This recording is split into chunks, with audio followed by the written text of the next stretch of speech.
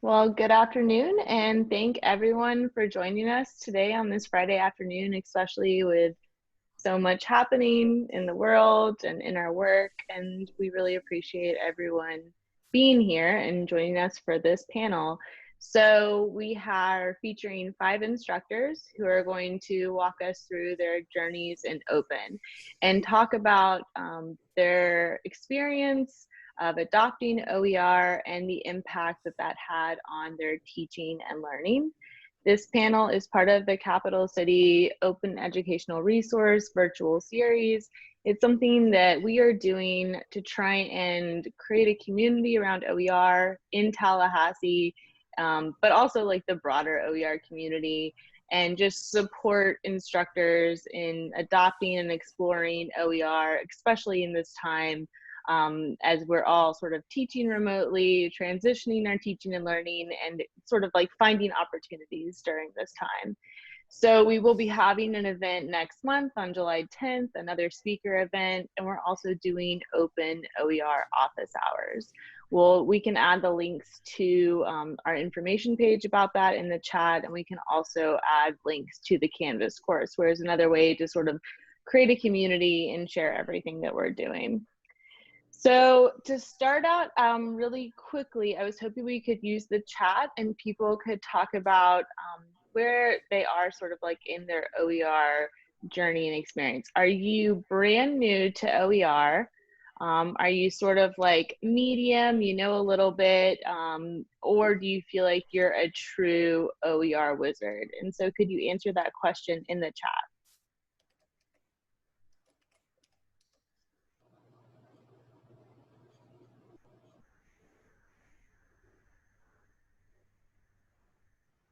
So see medium, new. Jeff is a wizard apprentice, which I love. Medium-ish. That's wonderful. That's really what we were hoping for too, because our goal today is no matter where you are in the OER journey, I hope that you can walk away with something new, whether it's an idea, a strategy, a resource, and just find something that can like positively impact your teaching and learning. So with that, I'm going to go ahead and introduce our panelists. So the first panelist is Alex Anifanti, who is the Vice Rector for Academic Affairs at FSU Panama and also an instructor at FSU Panama.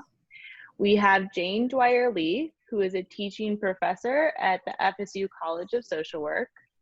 Jim Smart, who is joining us from Tallahassee Community College, professor and the program chair of mathematics and statistics. Laurie Kaplan, who is an instructor at FSU London, and Mark Chisetti, which is currently an assistant professor of geography at Jacksonville State University, also a former FSU instructor. And so each panelist is going to provide a brief presentation on their OER experiences. I will follow up with a couple sort of like moderated questions. And then there's going to be time for some audience questions at the end, depending on how much time we have left. My name is Lindsay Warden. I'm the Extended Campus and Distance Services Librarian here at Florida State University. I've been involved in our OER initiative since we first launched it back in 2016, and I'm really excited to bring together these voices and share experiences. So with that, we're going to go ahead and kick off the panel with Alex. Thank you, Lindsay. Hi, everybody. Welcome to this panel. Just a little bit of a context. I am mainly an administrator at the Republic of Panama campus, handling everything academic. So I do work with our faculty on their textbook selection, and I work with their bookstore and, of course, the library to make sure that they have the resources that they need. And then I'm always involved in teaching literature. So I mainly teach 2 classes for the liberal studies requirements, either intro to the short story that I've taught for maybe 20 years. Sounds terrible, right? And then intro to literature. And I think I come from a privileged position because I really can, shift things around in my classes as many times as I want, since my course objectives don't really rely on specific texts. So I can use Hamlet one semester for intro to drama section, or I can use Macbeth. So then I can keep fully engaged and excited about my classes, and then also transfer that excitement to my students. So I came up with the OER possibilities even before that was really a term, when we did not have enough resources at our campus, or because some of those anthologies were very expensive and very bulky for students to carry around, and in the end use only 1/5 of the selection. So I would be using open educational resources even before, in order to, you know, expand the possibility of the text and of you know, making them comfortable with literary genres beyond words on a page. So I can choose among so many different works, and I can take it to other resources such as, let's say, videos, or literary magazines, and of course all of the journals that our library offers. So of course I also came to OER with the intention to reduce textbook costs for students. As I said before, some of the anthologies were expensive, and they still are bulky, and then students would not really use them to the full potential. So the types of OER that I use now, my classes, whenever I teach either of those two, use entirely open educational resources. So if you want to move to the next slide, please, thank you. I use open literary portals. Poetry Foundation is a very significant one. When I use poems for my Intro to Literature class, so I can, you know, I can have them access the poems that we need to study and their additional materials. The texts are also in alternative formats for all diverse learners. I use Literary Hub for, you know, news, literary news, new editions, analysis. I use TED Talks or TED Ed animations, YouTube videos. I'll give one example. Like whenever we study Hamlet, I have them watch 3 or 4 different performances and evaluate them, you know, what different emotions were reflected, were they engaging. So, you know, we take it beyond the words on the text, so they can see a play as it is performed. I use oftentimes an open textbook through Lumen Learning, which is exactly Intro to Literature, so it follows the structure that is very similar to my class. And that open textbook also has links to other resources. And of course, I can access original works through Project Gutenberg, and also through examples would be the New Yorker. I can use some of the more recently published either stories or poems. There's a very good portal that's called Button Poetry, where young poets not only publish their work but also perform. So that's, you know, that's unique, and engages my students even further with the genre of poetry. So some of the benefits that I have seen, through my use, is that I have a lot of flexibility to vary the text that I use from one semester to the other. Of course, I can always put in fresh material, meaning new performances, if I want them to, you know, to watch a play. I can I can incorporate new stories or new poems that have just been released and they're not in any anthology. There's of course low cost or no cost at all. I mean, this past semester, they didn't spend anything on those materials, of course. And, you know, I don't carry the guilt that I've made them buy an expensive anthology that they only use for a few weeks, and from which they only use maybe 1/5, if anything. Of course, you know, we know some of the challenges of OER. It does take time to review some of those resources to make sure that they are accessible in a format that we can use in our classes, that they are reliable sources. And of course, every time we have to revisit some of the digital resources to make sure they're still in the same location and they are accessible to our students. I think I'm use my time, right? Thank you. Hi, everyone. My name is Jane Dwyer-Lee, and thank you so much. We have a lot of things in common, so I won't repeat some of the things that you already shared with our group, but it was kind of affirming for me to know that you experienced some of the same positives and also experienced some of the same challenges as someone who's rated herself as medium in my knowledge of OERs. Okay, so I decided to use or to try my first attempt with my substance use and misuse class. I actually was thinking about revamping that class for a while, so I took the opportunity to apply for the alternative textbook grant. I got it, and I had a wonderful experience working with our library team developing this class. Additionally, I want to give our online distance program, our ODL support at FSU, a shout out. I really found this to be a seamless process with their help as well. I also, as you can see, am currently using it to create 15 modules for a SAMHSA grant that we were just awarded, and it's also in the arena of substance use disorders. It's a pretty cool grant. What we're doing is we're creating 15 modules, and we're working collaboratively with 10 other universities throughout the state of Florida to create this form of education for all social work students throughout the state of Florida to have some education in substance use disorders.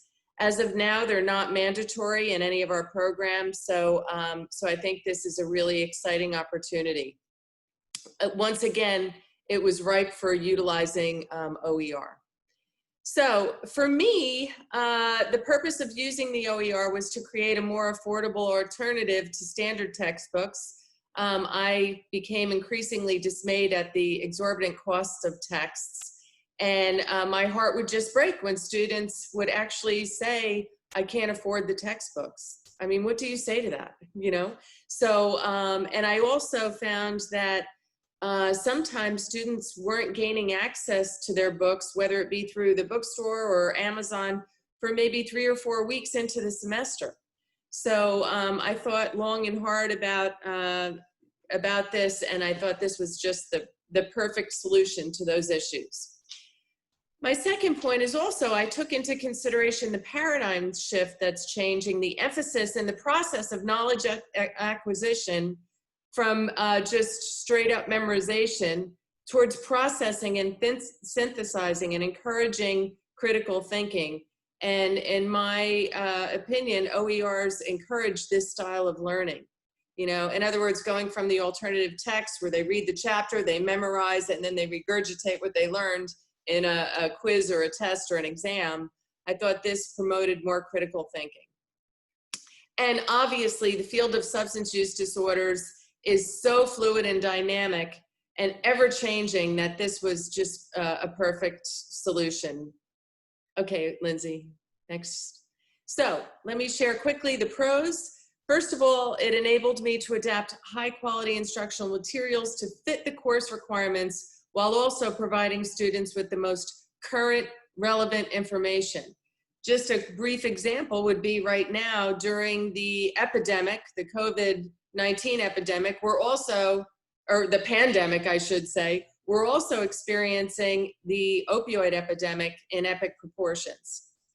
Also provided me the ability to provide for information to be reused, revised, remixed, redistributed in some form. It also gave me the opportunity to learn about copyright and licensing compliance, which was always a big question mark in my mind. So Lindsay's been great about having workshops and sharing that kind of information with me. It also prompted me to reevaluate my philosophy on instructional design. I totally revamped my, my course. And it also afforded me the opportunity to tap into the brilliant, talented, fun, and eager to assist library team, which I always knew was out there, but I never utilized. So in short, those are the pros. Moving into the cons, I have found that upon updating the material, I also have to go in and change the quizzes and change the exam questions. That can be quite cumbersome. Also, sometimes the newspaper articles that I used, for example, something from the New York Times or the Washington Post, they've had an increase in these advertising pop-ups, which is becoming distracting for my students. Previously, free streaming materials are now charging. So when I started this process in 2017, you know, for example, certain educational materials on HBO were free to stream. Now they either require a subscription, you know, which causes some problems, you know, especially because we don't find out until it's too late. You know, the students will be doing their coursework for the week and shoot me emails saying, hey, this isn't working. They're requiring us to subscribe to HBO, for example. And also some articles can only be accessed through FSU libraries, which of course is posing problems right now for me with the grant that we're working on with the statewide universities. So I thought now just briefly I'd give you a look at my what my module looks like. So you can see how I incorporate some, what would you call them, periodicals. For example, the New Yorker, the New York Times, also NPR. I'm using the Guardian. So, you know, it keeps things fresh and current and quite frankly, hip, new. So students are really loving it. Okay, Lindsay, if you want to move to the next one. So this is how, this is my second iteration, and this is the one that I'm using for the SAMHSA grant. So to avoid the problem of having to change quizzes and exams, what I did is I listed a couple of, you know, tried and true and, you know, timeless articles, and I'm having them do pre-class reading on those, and then also taking a pre-class quiz on them. Then the lecture content is with the material that I have a little more room to play with. You know, those are the ones that I'll be changing. So that's how that's the solution I came to with that problem of changing the quizzes. And yeah, and I also like to change the class activity.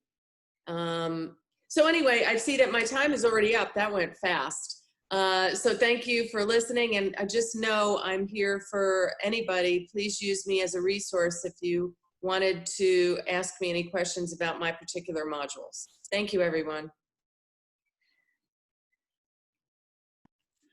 Hi, as Lindsay said at the beginning, my name is Jim Smart, and I'm at TCC. And in our science and math division, we've made a big push towards OER. Our chemistry is almost entirely OER now.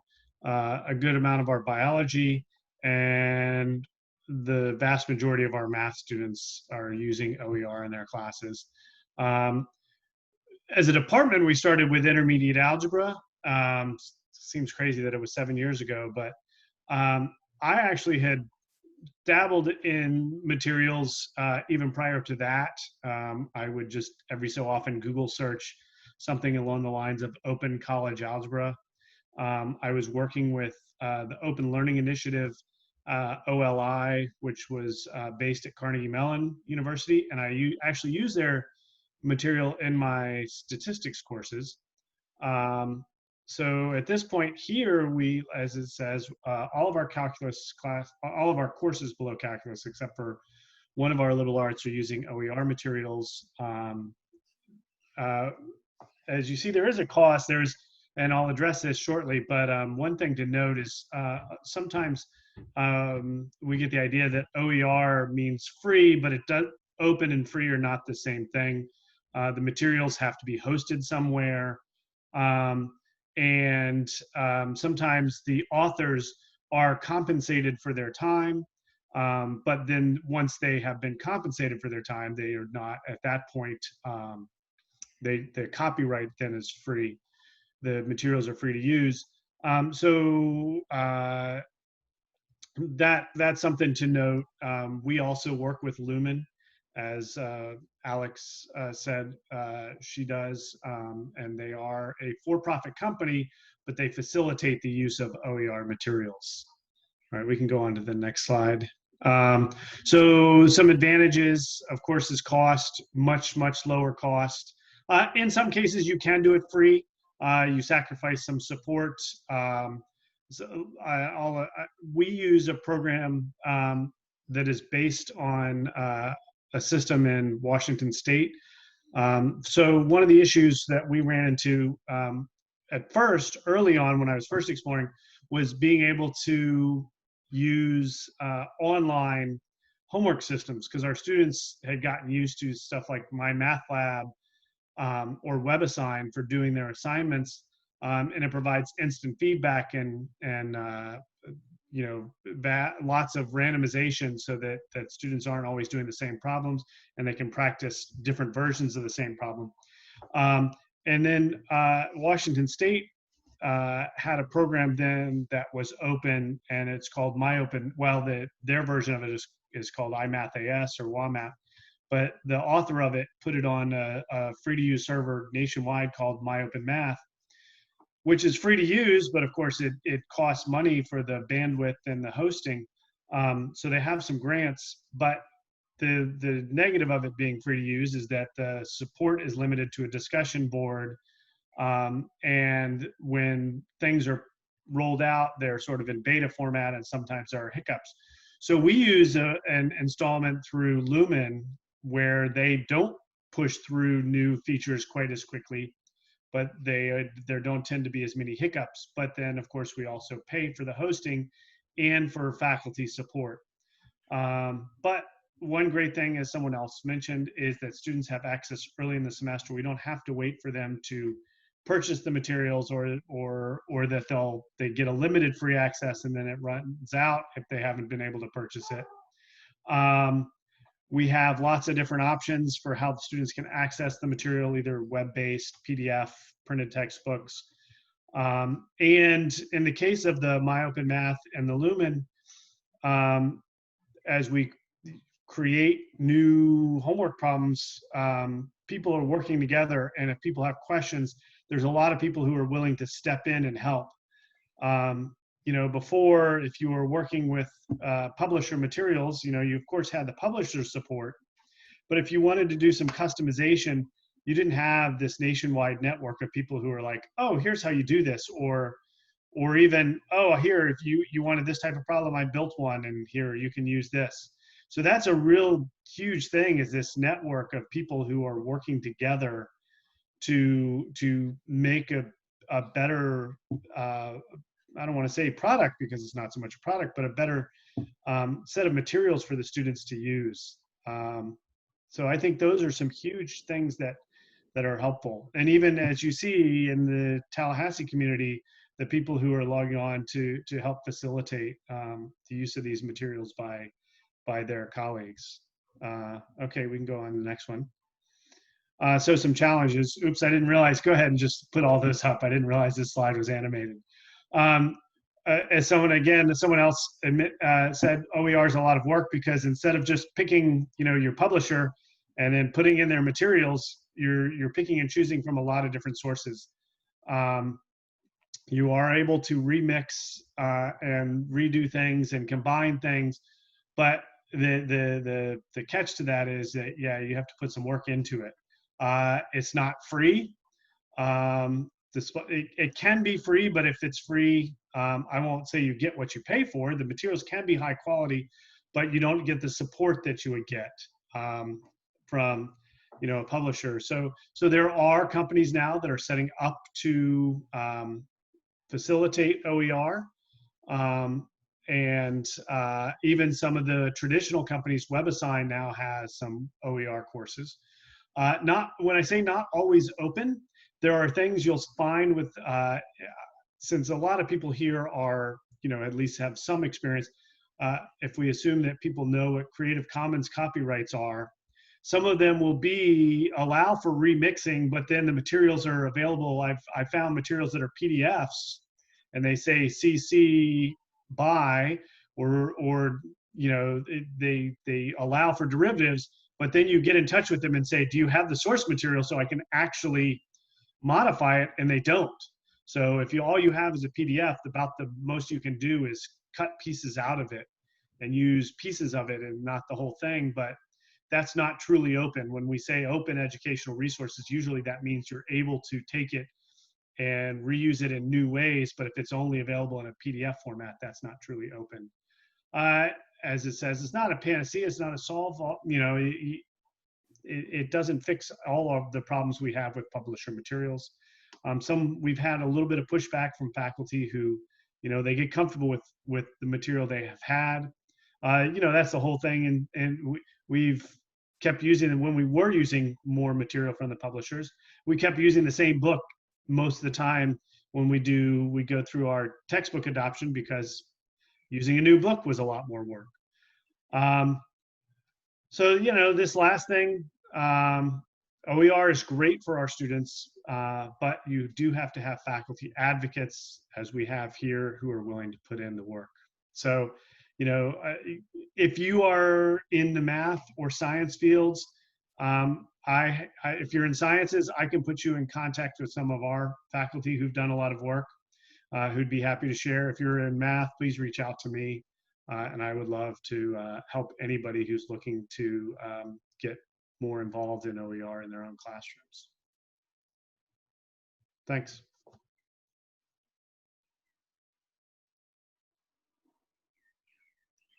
I think I'm next. I'm Laurie Kaplan, and I'm brand new to all of this.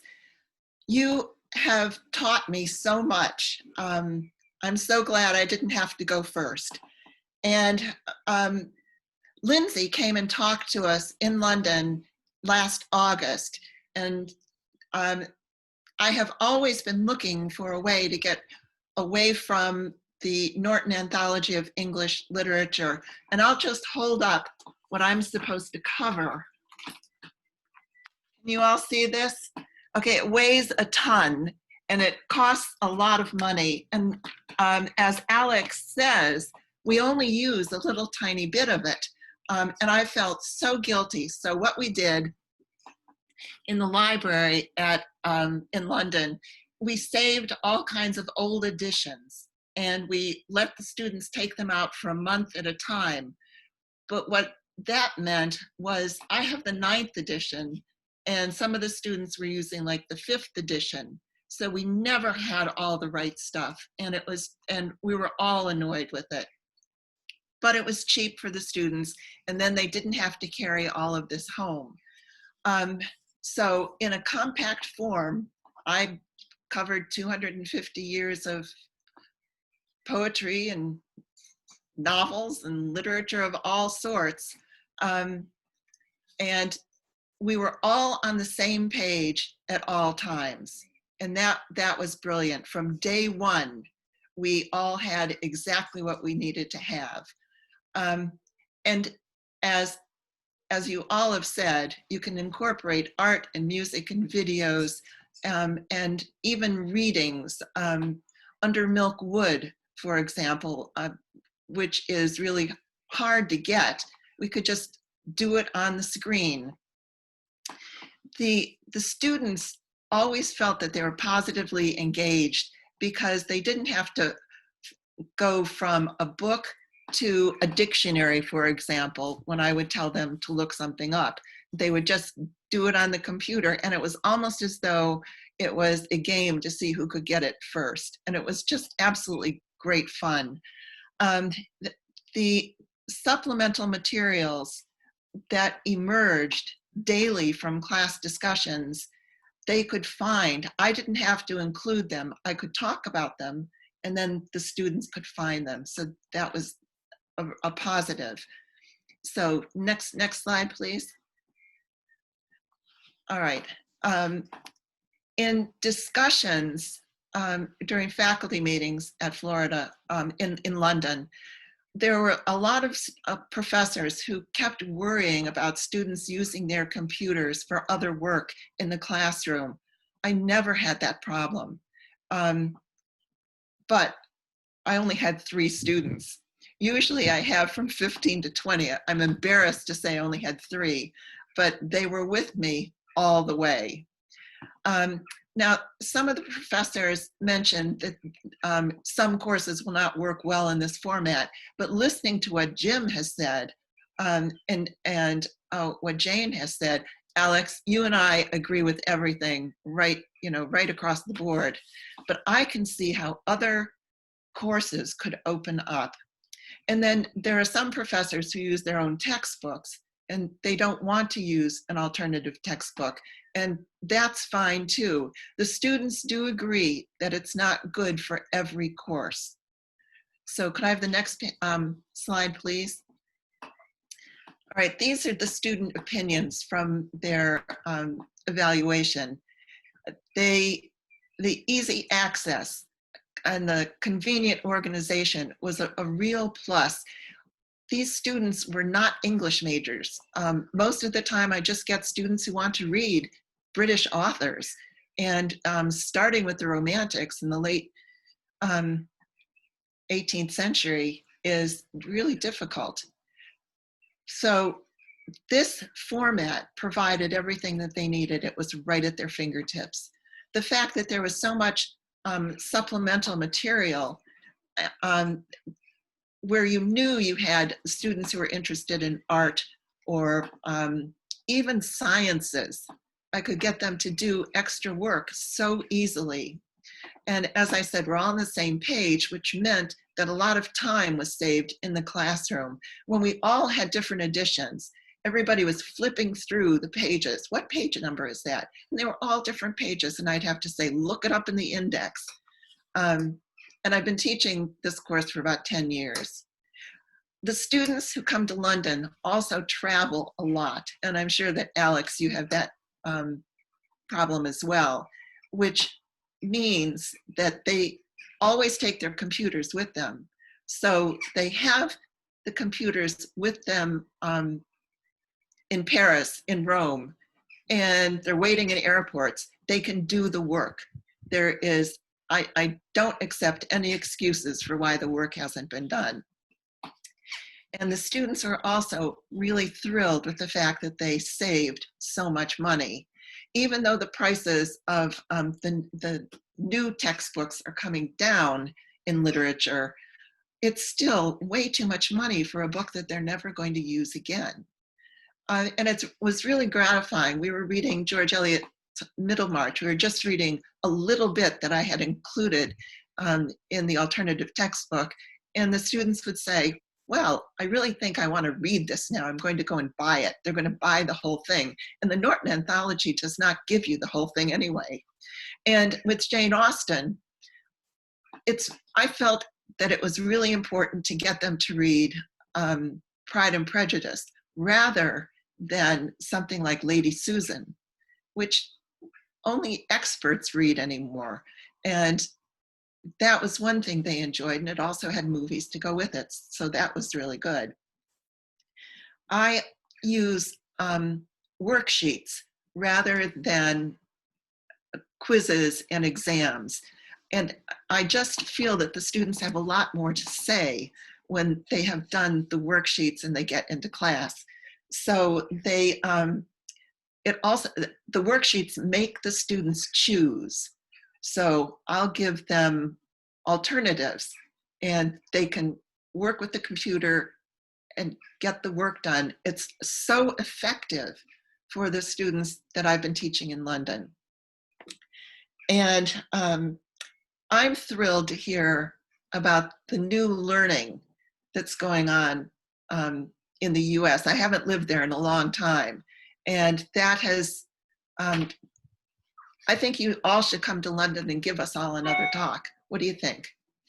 So thank you. And thank you to Lindsay and to the team at FSU and the team at FSU London, who really got me going with this. I think I'm the only one who did the OER this time.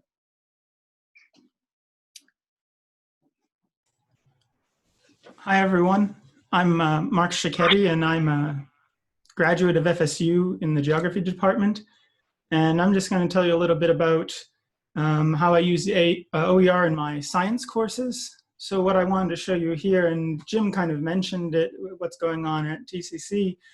A lot of people don't think that this is adaptable to all of our courses, but I've done it with world geography, physical geography, the lab that goes along with that, my human geography classes, spatial statistics, map reading. So there's a plethora of material out there. And thanks to the team at FSU, they showed me how to find a lot of this material through Open Textbook Library, BC Campus Open Ed, and OER Commons. And it was just very helpful because it allows a flexibility that isn't there with the traditional textbook. As Laurie mentioned, I don't use exams either because they force you to be stuck to the text too often, because a student expects that when they take the exam, it's going to come right out of the book. And they tend to not listen to lecture very often. So they're great resources and adaptable to all different kinds of classrooms. And I want to just talk about science a little bit in the science classroom and some of the benefits, if we could go to the next slide.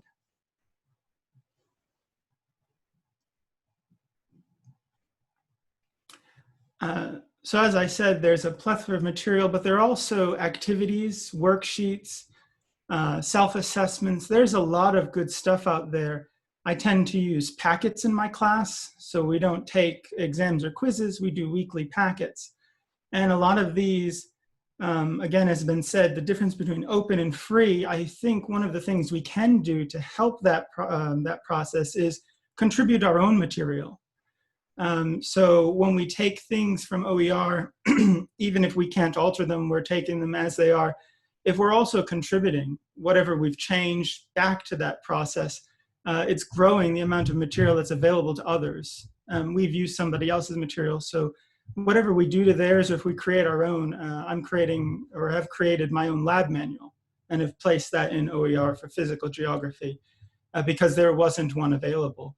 So the material that's there, you have to think of it as kind of this rolling process. You have to contribute as much as you take out of it to keep these things open and also free. I know there are a lot of places that offer texts at a reduced cost, which is great, or material at a reduced cost.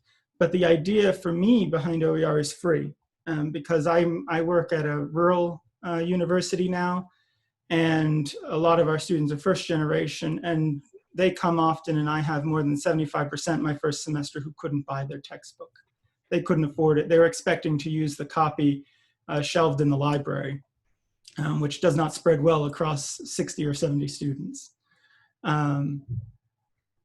So the open textbook reduces the cost. It also increases our capabilities of enriching the material. Like I said, students sometimes expect us to stick to the text. If you're going to make them buy a $200 physical geography textbook, they assume you're going to use every piece of that book. And they really don't want to deal with anything outside of that because they want to get their money's worth out of that book. So by using OER, you can kind of play with that material, add in what you think needs to be added in, change it up, and have their focus be more about what they're learning at the moment in time instead of rote memorization from the textbook. And I found in doing this, when I was at FSU, I used a traditional textbook and took surveys of my courses, and then used my OER textbook and took surveys. And I found that not only did the grades increase, And I did this again when I moved to Jacksonville, in the same class with the same group of students moving from Physical Geography 1 to Physical Geography 2. When we went to OER, their grades had increased, their attitude towards the course increased, and their engagement with me and with each other increased drastically compared to when I was making them use a traditional textbook. Because that idea, just the thought of the burden of buying that, just makes them not want to do anything in the course as a whole. And if we could go to the next slide. And so some of the challenges that have been mentioned, and I won't go through all of them, it's challenging to develop this content, especially if you're pulling from what is already existing and you need to modify it to fit your needs. So there's not often a lot of support. At FSU, you're very lucky to have the OER team and the great library staff. We don't have that at JSU, so I had to create a lot of this myself and work through it coming to a new institution. And it's also difficult because a lot of our classes and technology depends upon the traditional textbook. And then also just a lack of resources. So I think, as Jane mentioned, the OER grant, the alternative textbook grant, was amazing to help me be able to do this. And so a lot of schools, libraries are doing that, but there are also other grants. The NSF offers grants to use open text material, and that would really help you use this material. I think that's my time. Thank you very much.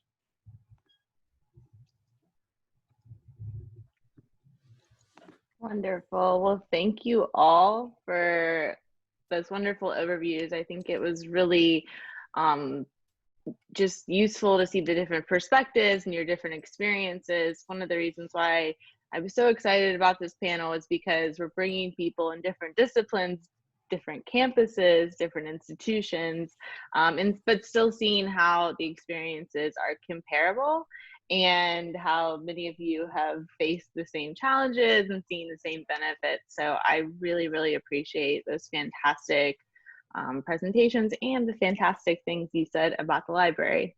So we only have about 15 minutes. I do have 3 questions I will want to sort of briefly ask, and hopefully we will have time to take some questions from the audience as well, if anyone has any burning questions that they would like to ask. So my first question that I would like to ask is really in regard to what's happening in our current state of higher education and everyone moving to online teaching and learning. So how has do you think, I posted them both here, how do you think that remote teaching and learning has affected your adoption of OER, but also how has OER impacted this online transition? So anyone who has any thoughts about that is sort of welcome to take the floor. I just want to say that when I don't want to sound dramatic, but when I closed my office on March 20th, I didn't know I would not go back in almost 3 months. So I was so happy that all of my materials were up on Canvas. I didn't have to go back to the office, or I didn't have to panic about what was going to happen to, the last few weeks of the semester. I had to worry about so many other administrative tasks and everything else that was going on, but classroom materials were not one of those worries. So, in looking ahead, I have encouraged some of our faculty to also consider adopting some of the OER materials, because it's going to make their lives easier as we stay remote. And of course, explore all of the resources that our libraries have online, because they just can go back to their, some of the textbooks that they loved and they're so attached to.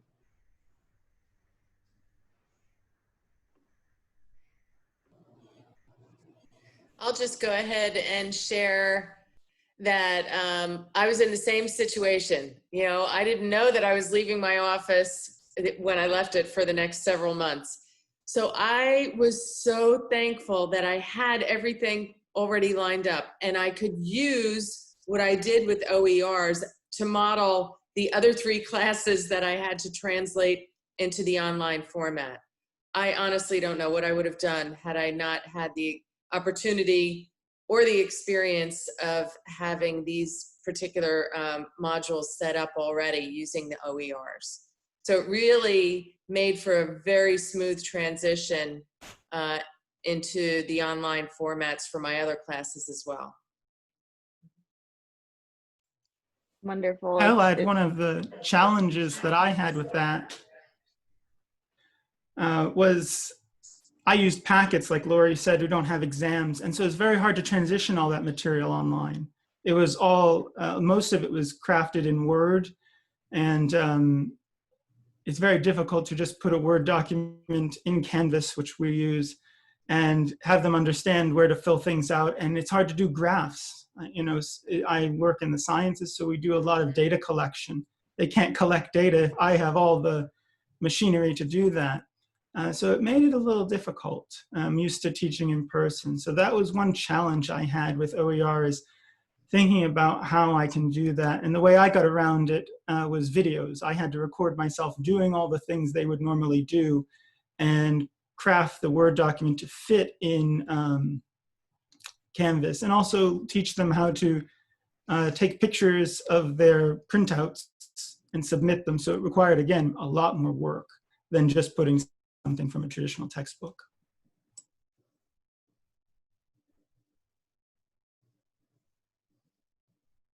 Great, thank you. Thank you all for that feedback. We thought it was important to include a question about this because as all instructors are thinking about the transition to remote teaching and learning, I think course materials and the benefits and challenges that go along with that are really important to address.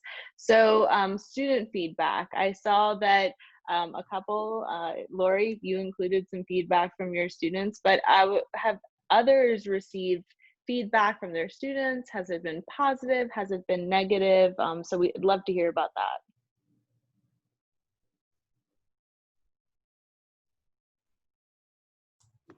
I can jump in and say something there. When I was working with OER at FSU, Devin and his team created the survey that we use. So we had that data. And I continue to use that here. And I'll say it's genuinely most often positive. They're extremely happy. Again, I said the psychological burden of buying a $200 textbook just weighs them down the entire semester. So it was always positive. And then there were, of course, the few that were never negative, but I had a lot of people who were indifferent because they received their books for free because they were on scholarships or something, so they didn't care.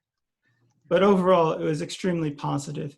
And often they'd come back, and I even had a few instances where they went to my department head and thanked me, thanked him that the geography department was at least using OER because our other sciences aren't right now.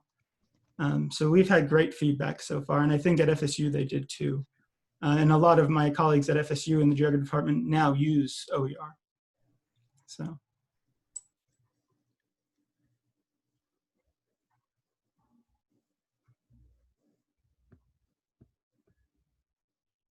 Our students, I think at this point, because we're so far into it and we use it even at the introductory courses, we don't get a lot of feedback anymore because it's just, now it's just what they do. They come out of high school where they didn't have to buy books, and they get into their college classes and they don't have to buy books, for at least for their math. So early on, they were appreciative because it was different, and I think they were very appreciative. There was a couple early on when we were first adopting, and there were some hiccups who wished we would just use the publisher materials because things were more polished, and you know, we were learning as we were going. But you know, after a semester or two, I never heard that again. Just the appreciation for the reduced cost. Thank you, Jim, for opening that door because I was hesitant to speak about it.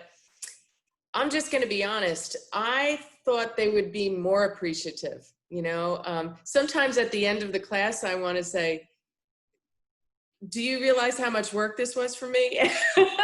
And how much easier it would be to just order the old textbook.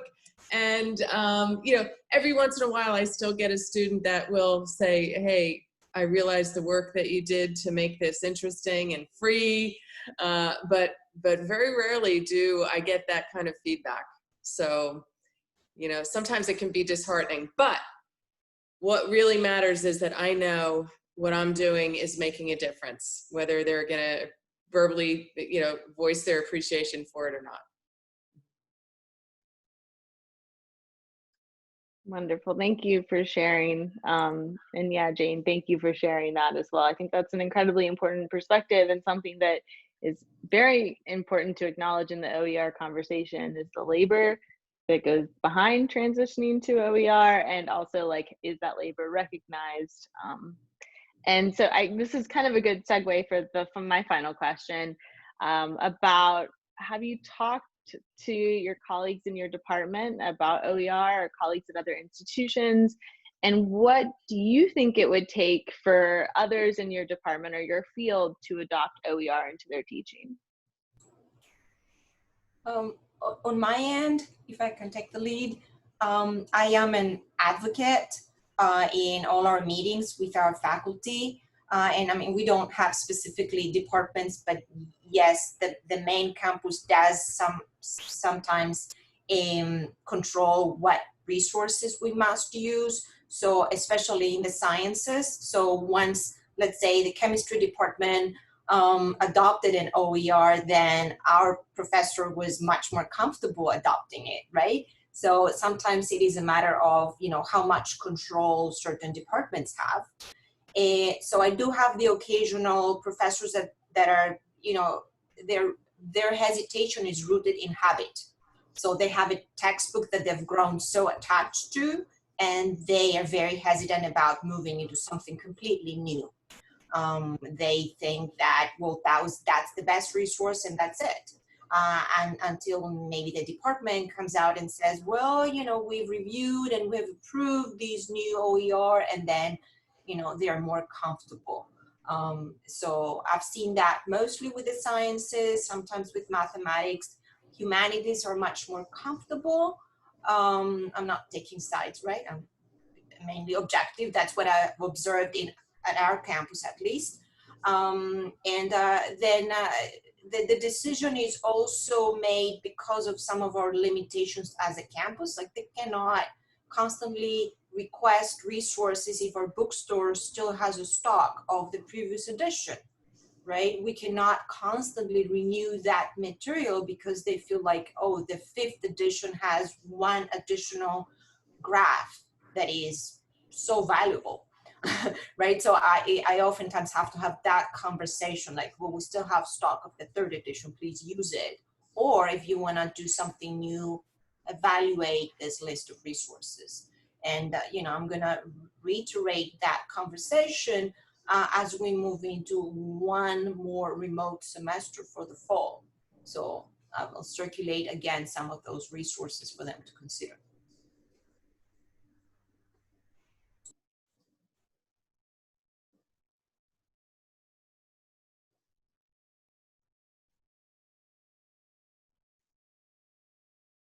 Okay, I'll share again. My dean was so incredibly supportive of this. And I know that Lindsay and the library team have been great too, Devin, about sending out the emails to try and gain more interest, faculty interest in this. But I agree. I think that a lot of them are just so deep rooted in their habits, and maybe their schedules are so busy that they feel they wouldn't have the apt time to take to really do this justice. So I think that's probably the biggest barrier. But yeah, I think that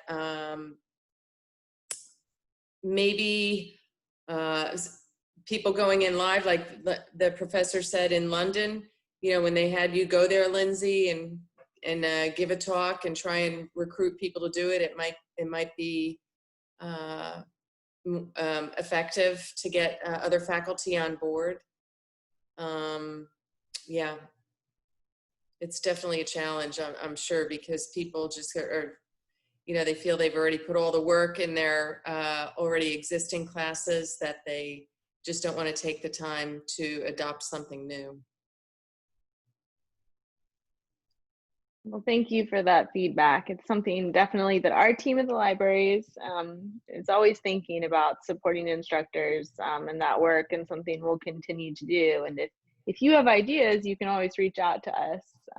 But I definitely agree that being able to go to the campuses, you know, we have Panama and London here represented, talking in person with the instructors has been invaluable in having those conversations. So we're right up to the end of time. We probably have time for one question. I did see that there was a little bit of Q&A going on in the chat. Does anyone have any final questions you would like to ask as maybe a closing question for the session?